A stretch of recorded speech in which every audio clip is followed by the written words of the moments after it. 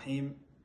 الحمد لله رب العالمين، وأصلي وأسلم على المبعوث رحمة للعالمين وعلى آله وصحبه ومن تبعه بإحسان إلى يوم الدين، وبعد.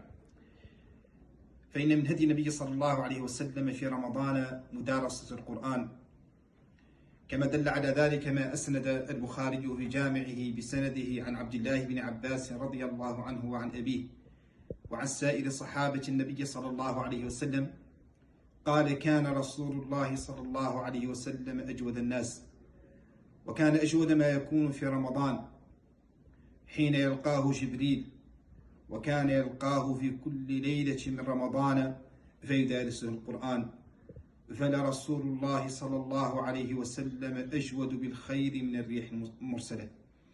ذلك لأن شهر رمضان هو الشهر الذي أنزل فيه القرآن، كما قال الله سبحانه: شهر رمضان الذي أنزل فيه القرآن هدى للناس وبينات من الهدى والفرقان.